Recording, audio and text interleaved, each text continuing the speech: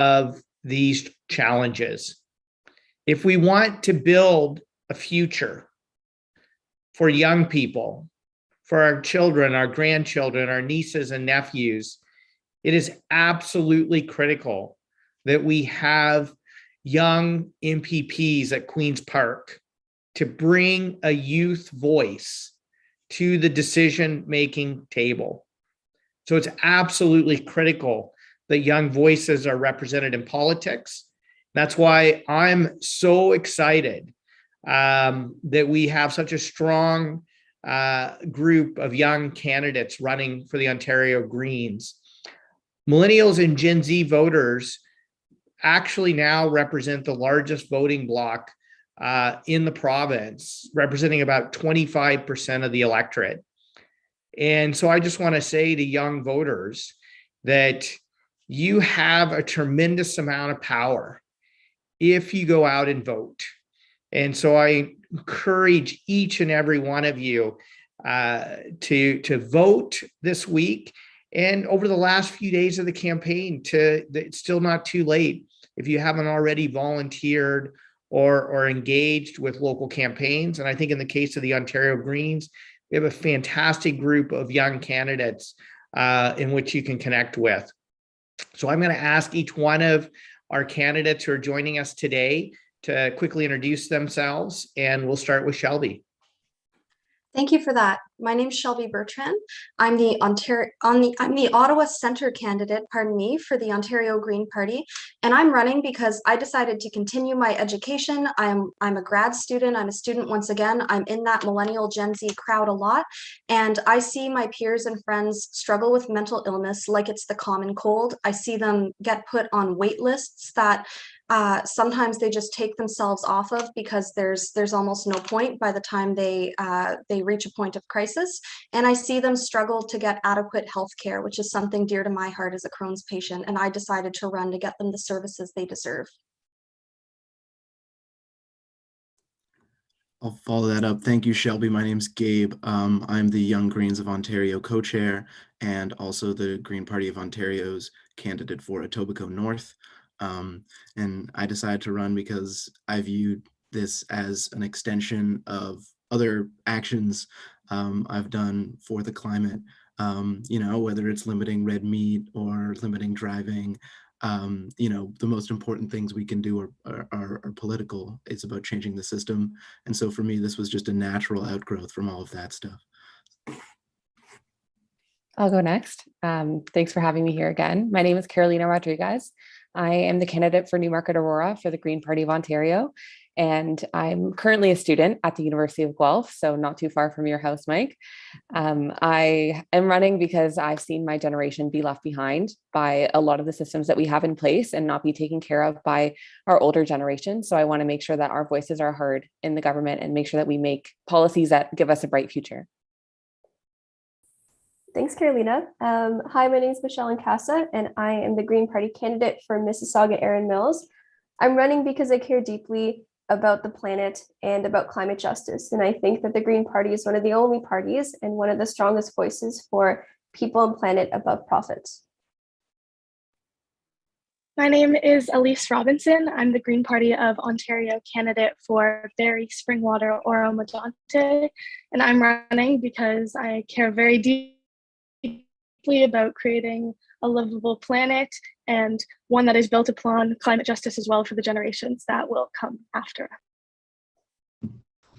So my name is Stephen Warren. I am the candidate for Ottawa West Nepean. If elected, I would be Ontario's youngest candidate at 18 and the first openly autistic MPP. I'm running because we need to see change in how we treat the climate crisis and because I personally believe the Green Party is the best option to support the autism community in Ontario. Good morning. My name is Jamal Blackwood. I'm an MPP for candidate MPP, for Brampton East. The reasons I wanted to run is just like everybody else. We want to make the change, and aligning myself with the Green Party was the best option because they want to put people first. They want to put young adults like ourselves first and the politics last, and that's something that resonates with me and my core values as an individual. Thank you. Great. Well, thank you all for joining us today. And I'm going to ask a few questions, and I'm going to direct them to sort of maybe 2 or 3 candidates at a time, just in the interest of time this morning. And so the first question is, how can political parties better incorporate the voices and concerns of young people into their policies and their campaigns? And I'm going to ask Shelby to answer first, and then maybe Carolina, could you go next? And Jamal, could you go third? Sure thing. Well, I think that starts with more community outreach. I'm in a very politically passionate crowd in my day-to-day life. I know that the young people are opinionated, they are astute, they are civically engaged. And if the political parties would make themselves better known on a boots on ground level and recruit these young people and let them know that they are accessible, they're not in fact distant, aloof elites like maybe TV and the media makes them sound like sometimes, I think a lot of young people would be surprised at how easy it is to get involved and how much of an impact you in fact can have on things like policy even. Yeah, I agree. I also think it takes candidates like ourselves as well. So young people can see themselves in us, because a lot of people don't feel represented with what they have in government. And it's disheartening to kind of be talked to and not talked with and not be resonated with as well. So to get more people involved, we also just need more people, young people in our representative parties to be able to talk to and to relate with. Because a lot that I've seen when I've talked to people has been a lot about relatability. I've had a lot of similar experiences with people that are older than me as well, and some that other candidates might not have. And I think we just need that diversity in our slates. Yeah, I have to agree with everything you guys said too. And to continue it, this is where I've also heard doing some door knocking that a lot of politicians just do the door knocking when it's only elections. And even young people say, like, why don't you guys still come around even after the door knocking? Why don't you still stay engaged? And both of what you guys said is staying engaged and keeping it going.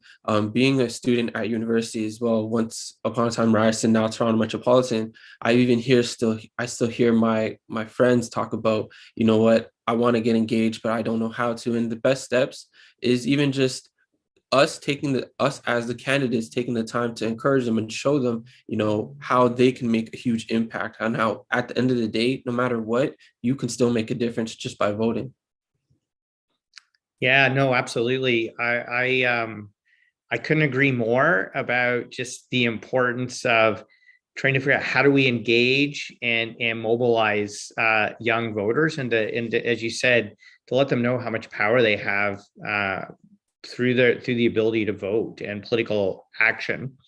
So the next question I'll direct to Stephen, Gabe, and Michelle, maybe in that order. So what are the issues that you see that young people most care about right now, and that you're hearing young people talk about during this election campaign? And we'll start with Stephen. Well, thank you for the question, Mike. And I will say what I would say to the autism community. Listen to their experiences, understand their experiences, what they're going through. Don't underestimate youth, because we have brilliant ideas. I recently spoke to a grade 10 civics class in my riding where they are learning about democracy, the electoral process. They are talking about this election. And I had to touch up on this. We let 16-year-olds drive cars. The age of consent is also 16. And me and my sister started our first year of university at 17, where we both took on insane amounts of student loan debt that we have no way of paying off anytime soon. So genuinely tell me, why can't 16-year-olds vote? I was 17 when I requested my application to run as a candidate. Youth have the energy, the passion, dedication to make change. Me and my fellow young candidates here today are proof that hard work, courage, dedication, and passion can make a difference in Ontario. Yeah, I completely agree, Stephen. I think that's a great way of putting it. I also think young people, when it comes to the issues they care about, they do see the trees for the forest, I guess, so to speak. We talk about, or the Green Party of Ontario talks about all the time, the way that these issues are connected, the way that building kind of dense and accessible communities through fighting our housing crisis will also lower our transportation emissions, and we can do similar things by decreasing our emissions from residential homes. All of these things are connected, and I think young people are intuitively aware of that because they're facing all of these issues at the same time. I mean, particularly those two come to mind. An entire generation sort of being priced out of the neighborhoods, even cities they grew up in. And that's the same generation also that's going to have to sort of face the consequences of the climate crisis most severely. So we are obviously deeply personally impacted by all of these crises that have been developing over the long term and will continue if we don't do anything to stop them. And we're also sort of intuitively aware that, yeah, it's all connected. So that's one thing I appreciate, I guess, from the perspective of young people. Yeah, Great. definitely. Sorry. Definitely want to echo what Gabe was saying about how young people are personally impacted by these issues. And I definitely resonate with that. And I think everyone on this call, we don't want to be activists. We're in school, we have things to do, and we're taking this time to run for politics because it feels like an existential threat. And for me personally, that was the reason why I ran, is I just couldn't sit for another 4 years and watch the Ford government continue to perpetuate the status quo that has been destroying our planet and making life harder for Ontarians. So I think a lot of the issues that I've been hearing from my peers and friends and people I meet at the door are all the pillars that the Green Party is already talking about. So the climate crisis, housing and affordability, and mental health are all things that are top of mind for me as a young person and everyone that I talk to. And I think the Greens are the only party that are really talking about those systems level solutions and thinking about long-term versus these band-aid solutions. And I think that when you offer youth a compelling vision of what the world can be, we create this unstoppable movement. And I think we can really critique the status quo and actually pave a better future for ourselves. Great. Yeah, no, absolutely. I always say to people that Greta Thunberg has probably had a bigger impact on climate policy around the world than any elected leader like myself has had, which just shows you the power of youth voices and youth-led movements. Zachary, unfortunately, I think your internet kicked you out. So everyone had an opportunity to introduce themselves and say what motivated them to run. So I'll give you a brief opportunity to do that. And then I'm going to ask you and Elise a question. Yeah, thank you. Internet. It's always a man's best friend, eh? Yeah, so my name is Zachary. I'm in Kingston, the Islands. I got involved in politics at the age of 10. I was in a conservative stronghold, and I watched my friend's family be kicked out because of the new Stephen Harper policies that came in. And it was these policies that didn't just stop at that year, it kept going. We've seen policies from the Liberals, Conservative, and NDP governments that have affected everybody in the affordability, healthcare, and climate crisis. These are the crises that we are running on. These are issues that are older than me. I do not understand why I am running on on issues that are older than me. So maybe we need a new generation of leaders to step up. That is why every day I start canvassing at 9 and end at 8 p.m. because we believe that every Ontarian needs to be heard. And the only way to do that is for your candidate to get around. Thank you. Great. So I'm going to ask a question of you and Elise, and then I'm going to do a final question to everyone and then open it up to if any media or any questions are coming in online. So I'll have you start, Elise, and then you go next, Zach. So we're in the final week of the campaign. Are there any issues that you feel have not been discussed enough in the election campaign, especially from a young person's perspective, that you wish had been discussed more? So any thoughts on that, Elise? Absolutely. I wish that truth and reconciliation has been discussed more in this election cycle. Not only do I think that this generation of young people are more aware about this country's colonial past and present than ever before, but it is also Indigenous youth who have been leading the way when it comes to protecting land and waters, which is why actually I'm really glad in our platform we explicitly state that we support Indigenous land defenders in asserting their treaty rights, and also that we have pledged to restore funding to the Indigenous curriculum program. But beyond that, this election cycle needs more informed conversations about how we move forward with implementing the United Nations Declaration on the Rights of Indigenous Peoples, especially regarding free, prior, and informed consent. There's been lots of talk from the Ford government about how mining in the Ring of Fire will make them leaders in electric vehicle production, but little to no mention that ensuring free, prior, and informed consent is obtained from the Indigenous communities affected before moving forward with any projects. To truly work towards reconciliation, we need to move beyond the era of only offering vague promises of compensation to Indigenous communities and towards a future of choice, consent, and transparency. And that's what I think has been missing from this election cycle. Yeah, it's really well said. And I absolutely agree with you on that, Elise. What do you think, Zachary? I'm going to stay on the theme of diversity and definitely agree with everything on the Indigenous. I'm going to go focus on the LGBTQ community. Kingston actually has the highest transgender population in all of Canada. That's why I'm so proud that I was able to bring forward a policy that's going to implement a coverage plan if elected. Almost everybody knows somebody that is transgender in the community or are transgender themselves. They are 2 times likely to commit suicide than any other population in the LGBT community.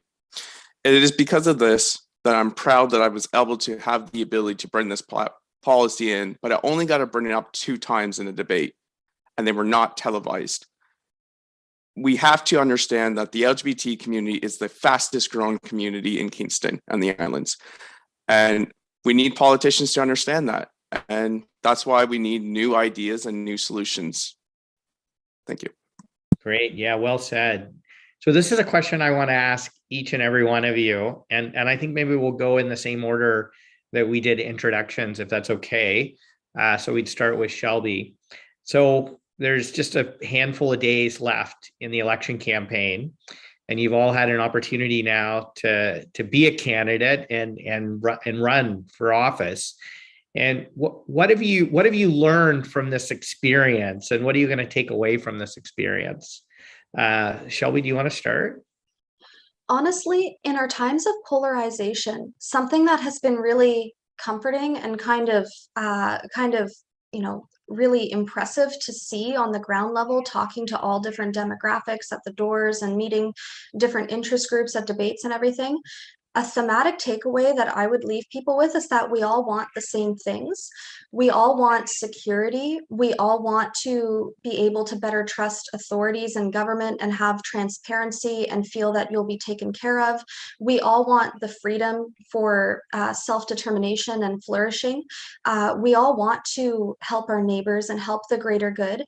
And there are just places of obscurity in how that is best achieved. And I've had some really great conversations with people when they learn about how strategic the green approach is and how interwoven the Greens recognize, the finances of Ontario and the quality of life of Ontario and the environment of Ontario to be. And it's been really encouraging to change some minds on that and see that we all want the same things at the end of the day. Great, thanks. What about you, Gabe?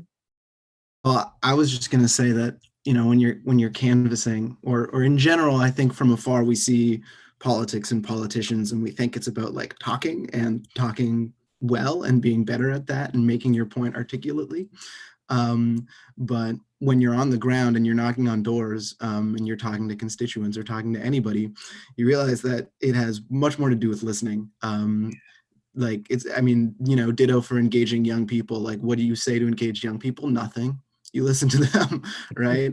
And what I've found is that when you make people feel like they're genuinely being listened to, that their concerns are being heard, it's sort of like you said, Shelby. Once they feel that they have somebody who's involved in politics who cares about them, a lot of people's concerns start sounding the same. And a lot of people's values and principles start sounding the same. And it doesn't matter if they've told me they've only ever voted conservative or if they're, a dyed-in-the-wool green. Once they know that you care about them and that you're listening to them, everybody wants to protect our social services. Everybody wants to make sure that the vulnerable are taken care of. Everybody cares about not destroying the environment and saving the planet. I mean, it's pretty impressive how similar everyone sounds in their concerns once you actually listen to them. Yeah. How about you, Carolina? Yeah, I completely agree with Shelby and Gabe. I think a lot of it also has to do with how important conversations are, and genuine conversations, not just me regurgitating you platform and then you listening to it. It's a lot about coming up with those creative solutions in our independent ridings as well, because what happens in Newmarket Aurora might not be what happens in Etobicoke North, and it all depends on different things. So I've learned how important it is to have and encourage those conversations, even when they are difficult and when you're met with some resistance. I think that's really important, because you then begin to see we both disagree with the system that we have in place, and we just both want to fix it, and we both can agree with different ways that we can do that.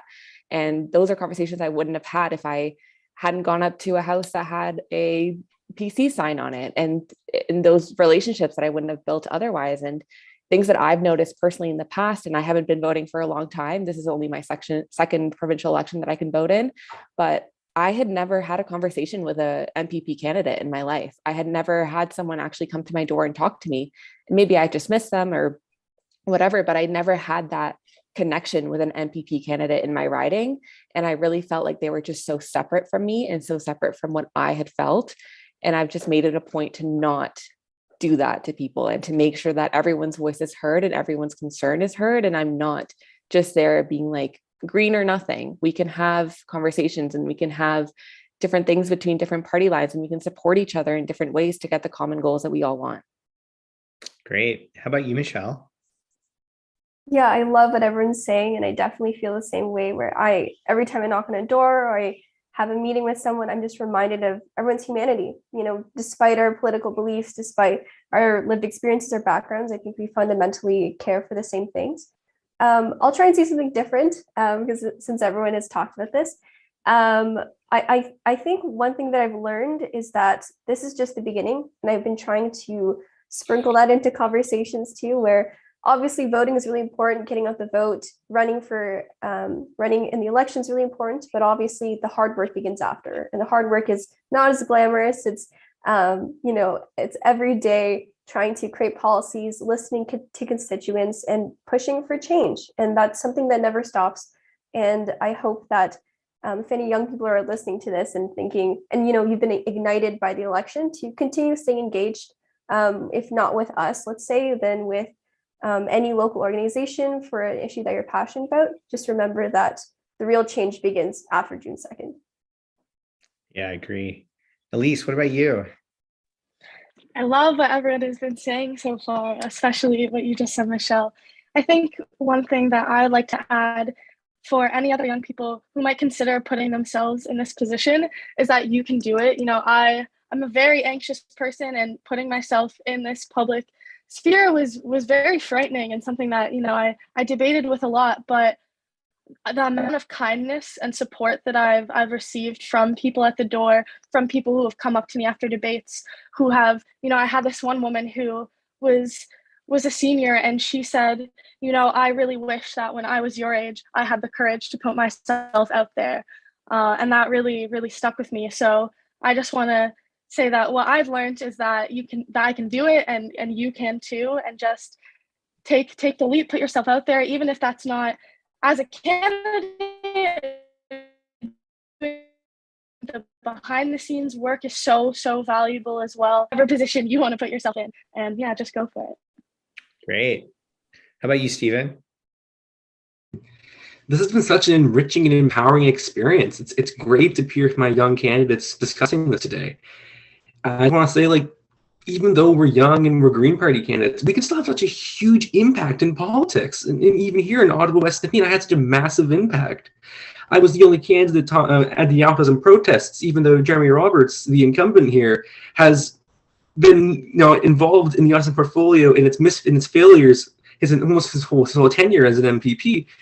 And I'm the only one at the protests for autism, the numerous protests. I make a few posts about it on Twitter. I don't know what's the NDP shows up now. Make a few posts on Twitter. Make a few statements on CBC Audible. Oh, there's the NDP candidate again. It's insane the impact we have and what we can do as young candidates. And even at debates where I had a candidate who denied climate change and I proved them wrong during the debate. It's a very empowering experience and what we can do. We can make the change. We just have to commit to it. And I'm going to make. Great. How about you, Jamal? Yeah, so I think everything you guys are saying is just amazing. And of course, I believe we can all agree on that. Being young, everybody always tries to put us in this box.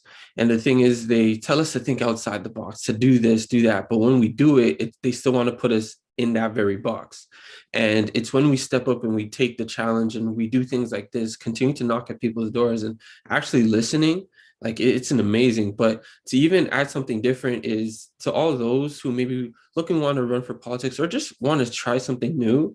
I say even pay attention to the people around you. Like we all have been able to work close to Mike. So we've been able to understand everything he does, pay attention to how he is, his demeanor, and what he really means. And you can see that at the end of the day, we want to make sure that everybody is heard, and we are also bringing new ideas to the table, but making sure that we're taking your ideas and bringing it to the table. And that's one thing I've also been able to take away from Mike is that he just listens to people. He just wants to make sure that, you know what, you're being heard, and we're going to not just answer your questions, but find solutions to the problems that you also have. And that's one thing that I've been also be able to take away from this. Great. And how about you, Zachary? I think politicians put up too many barriers. And that's my whole slogan was breaking barriers. So be yourself.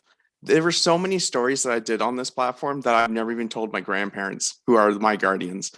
And every time I brought out those stories, people were like, whoa. And I also used my personal phone number for everything. So you could get in touch with me. It's all right to be personal. Polished politicians is the old ways of doing politics. It's time for more passion, compassionate, and new energy to lead politics. Thank you. Great. Well, there's a lot of new energy represented in these fantastic candidates. And I think everyone who's tuning in today, I hope has a deeper appreciation of just the fantastic green candidates we have all across the province, and specifically these fantastic young candidates who are blazing new trails, new pathways, and offering new voices and new solutions that I think are so desperately needed, and doing politics differently. I'm so impressed by the emphasis each one of you had on listening and learning and allyship, and I think that's so vital as you think about how you're going to represent the people who elect you, and how you're going to represent not only the people who voted for you, but the people who voted against you, because they're your constituents as well, right?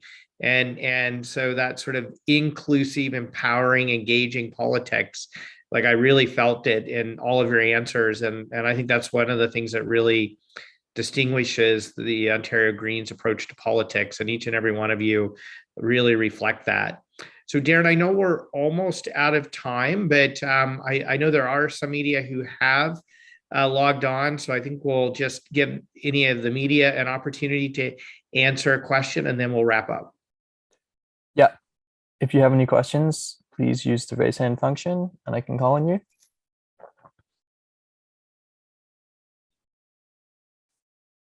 We are also streaming this online, and no specific questions from the audience, just a lot of supportive comments. So thanks everyone. Okay, that looks like everything for now. Great. So as I expected, I think each and every one of you answered about every question that somebody could ask. And so I just want you all to know how proud I am to be a part of the same team with each and every one of you. And I hope you really enjoyed the last few days of this election campaign. And I can feel so much momentum for Green campaigns across the province. And each and every one of you are doing a fantastic job. And I just want to thank you for taking the time to join us today, and also for having the courage to put your name on the ballot. Thanks, and enjoy the rest of your weekend and enjoy the last few days of the election campaign. Thanks, Mike. Thank you. Thank you so much. You too. Good luck, Thanks, guys. everybody. Have a good one. Thank you. Good luck.